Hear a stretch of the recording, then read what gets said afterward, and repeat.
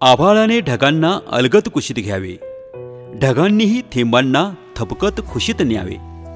चातकाने चांदण्यांना हळूच चोचित प्यावे, घेणाऱ्याने घ्यावे आणि देणाऱ्याने देत जावे.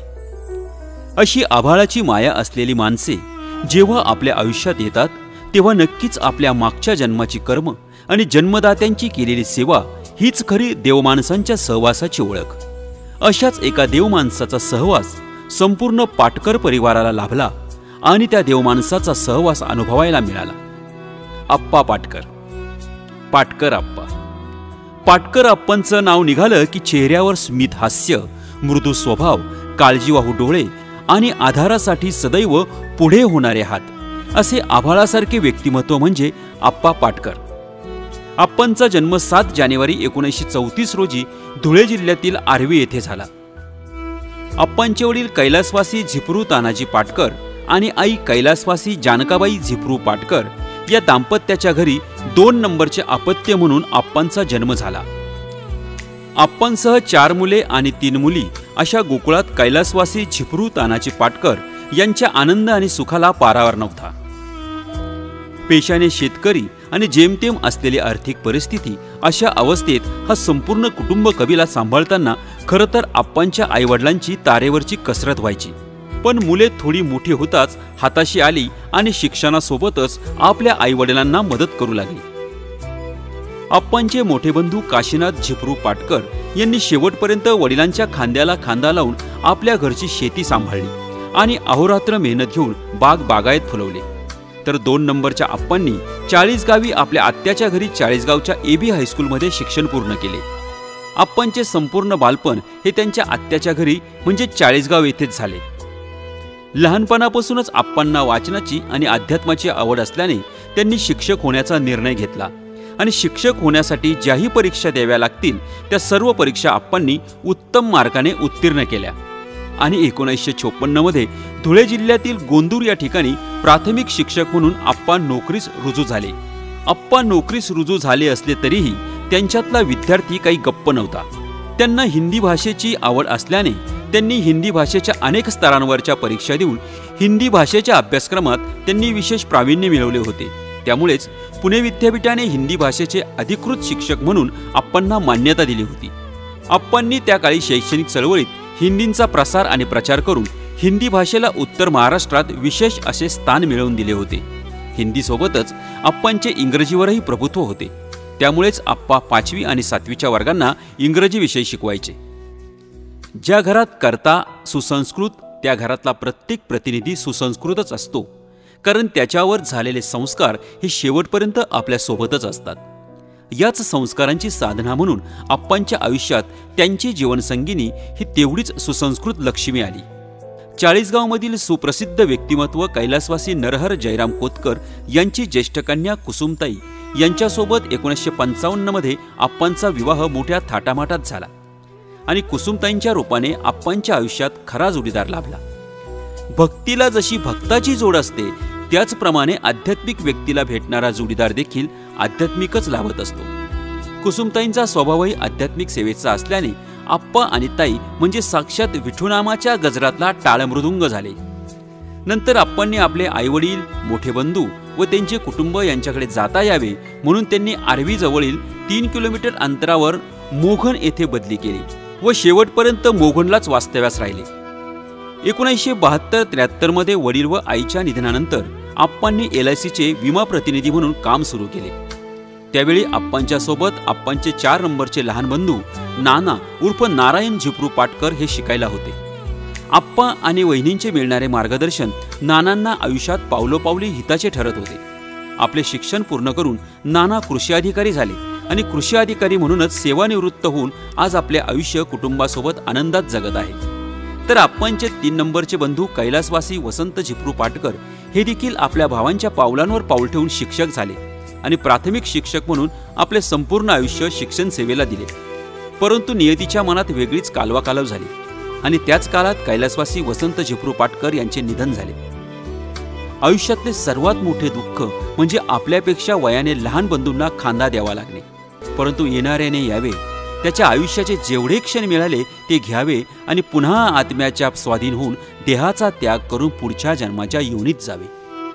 हे भागवत पारायणामध्ये आप्पांनी ऐकले होते. आलेल्या परिस्थितीचा स्वीकार करून आप्पा पुढे निघाले. खंबीर झाले तर पुन्हा दुसरे आभाळ कोसळले. आपले मोठे बंधू आणि मोठ्या वहिनी यांनाही खांदा द्यायची वेळ आली आणि मग मात्र आप्पांवर कुटुंब प्रमुखांची जबाबदारी आली. आप्पांनी न डगमगता सर्वांना आधार दिला आणि त्याही दुःखातून काही न बऱ्या होणाऱ्या जखमा घेऊन आप्पा उभे राहिले आणि आपल्या नोकरीकडे आणि LICकडे लक्ष दिले. आप्पांनी 1972 सालापासून तर वयाच्या 75व्या वर्षापर्यंत लोकांना LICची सेवा दिली. अनेकांना LIC मार्फत आधार दिला. मोघम येथे आप्पांनी 39 वर्ष सेवा केली आणि सेवेसोबतच अनेक माणसे आप्पांच्या मृदू स्वभावाने जोडली. आप्पांनी गावात कधीच कोणाचीही चूल बंद ठेवली नाही. दुसऱ्याची मदत हाच खरा आप्पांचा आध्यात्मिक वारसा होता. त्यांनी धुळ्यातील संत सेनानगर येथून संपूर्ण पंचक्रोशीत त्या काळी सायकलवर प्रवास करून लोकांना LICची सेवा दिली. त्यामुळेच एक अजातशत्रू म्हणून आप्पांची जनमानसात ओळख निर्माण झाली. 1977 साली तत्कालीन महाराष्ट्राचे मुख्यमंत्री कैलासवासी शंकरराव चव्हाण यांच्या हस्ते LICच्या उत्कृष्ट कार्याबद्दल आप्पांना गौरविण्यात आले. हा एक सन्मान पाटकर परिवारासाठी आनंददायी होता. ब्रह्मा, विष्णू आणि महेश यांच्यासारख्या 3 मुलांमुळे आप्पांच्या घराचे गोकुळ झाले. आपल्या 3ही मुलांचे उत्तम शिक्षण व्हायला हवे, त्यांना कुठलीच कमतरता पडायला नको म्हणून आप्पांनी नोकरीसोबतच LICवर भर दिला आणि ताईंनी आपल्या सर्व मुलांचे संगोपन यथासांग पार पाडले.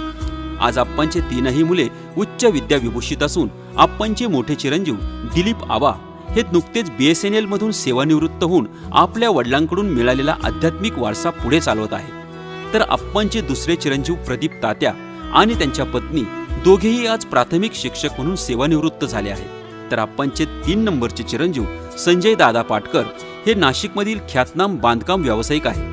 त्यांचाही दांडगा जनसंपर्क आहे, कामाचा मोठा व्याप आहे. आज पवार पाटकर कन्स्ट्रक्शनच्या माध्यमातून त्यांच्याकडे 2,500 ते 3,000 कामगार काम करत आहेत. तर त्यांच्या कामाचा आवाका केवळ नाशिक जिल्ह्यातच नाही तर संपूर्ण महाराष्ट्रात आणि महाराष्ट्राबाहेरही पसरलेला आहे. असे 3 रत्न ताई आणि आप्पांच्या पोटी जन्माला आले याचे भाग्य त्या रत्नांचेही आणि आप्पा व ताईंचे देखील आहे. कुटुंबाची काळजी घेता घेता आपला संपूर्ण वेळ नोकरी आणि LICला जात असतानाच आप्पांनी ताईंच्या मदतीने आपल्या आध्यात्मिक सेवेलाही तेवढेच योगदान दिले आहे. 50 वर्षे आप्पांनी न चुकता न थकता पंढरपूरची वारी केली. 9 वर्ष आप्पा आणि ताईंनी 4-4 महिन्याचा चातुर्मास पंढरपुरात राहून पूर्ण केला. चातुर्मासात दोघांनी माधुकरी मागितली, गोदान केले, पांडुरंगाची महापूजा केली आणि आपल्या संपूर्ण कुटुंबाच्या हस्तेही पांडुरंगाची महापूजा करवून घेतली. पांडुरंगांवर आप्पांची निस्सीम श्रद्धा होती.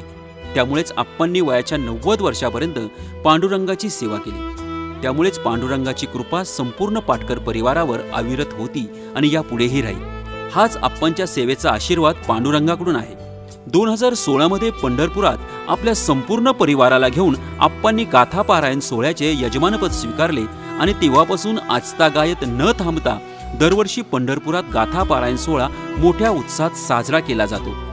त्याचे श्रेय केवळ आप्पांचे. सेवानिवृत्तीनंतरही दिलीप आबा आणि आप्पा गाथा पारायण सोहळ्यात सहभागी होऊन पांडुरंगाची सेवा करायचे. तर वयाच्या 90व्या वर्षापर्यंत आप्पांनी पंढरीची वारी कधी चुकवली नाही. 31 जानेवारी 1992 रोजी आप्पा धुळे जिल्ह्यातील पुरमेपाडा येथील शाळेत मुख्याध्यापक पदावर असताना सेवानिवृत्त झाले आणि त्यानंतर त्यांनी आपला पूर्ण वेळ पांडुरंगाच्या सेवेत दिला. या प्रवासात आप्पा आणि ताईंनी सहकुटुंब सहपरिवार 4 धाम यात्रा केल्या. आप्पांचे गंगापूजन झाले. वयाच्या 75व्या वर्षी आपल्या अमृत महोत्सवी सोहळ्याला आप्पांनी आपल्या वडिलांच्या स्मृतिप्रित्यर्थ साखरे रोड धुळे येथे कैलासवासी झिपरू तानाजी पाटकर यांच्या नावाने गोशाळा बांधली आणि हरिभक्तपरायण वैकुंठवासी विठ्ठलबुवा चौधरी आणि धुळ्यातील नामांकित मान्यवरांच्या हस्ते या गोशाळेचे उद्घाटन केले. पंढरपूरच्या धर्मशाळेच्या वतीने नाशिकमध्ये शैक्षणिक संकुल उभारले जात आहे. त्यासाठी सुद्धा आप्पांनी भरघोस आर्थिक मदत दिली आहे.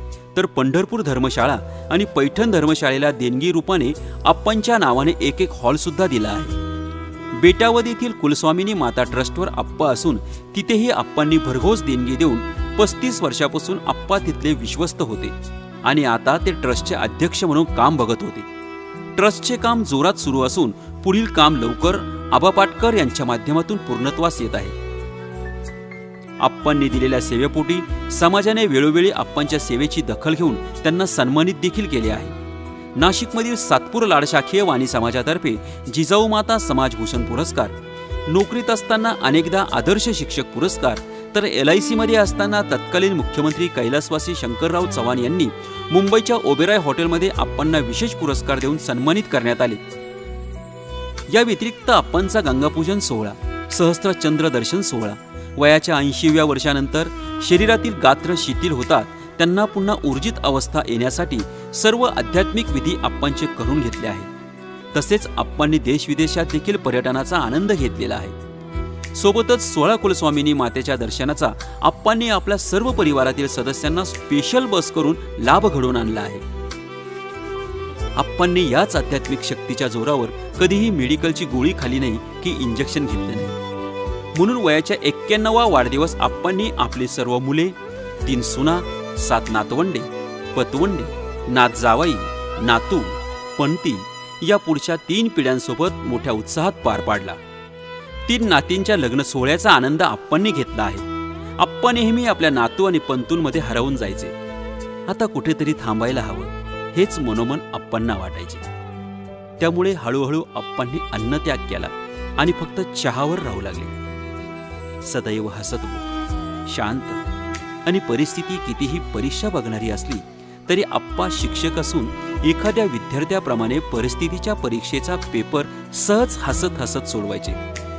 परंतु त्याची जाणीव कधी कुटुंबाला होऊ दिली नाही. एकादशी जवळ आली की आप्पांची मोठी लगबग असायची.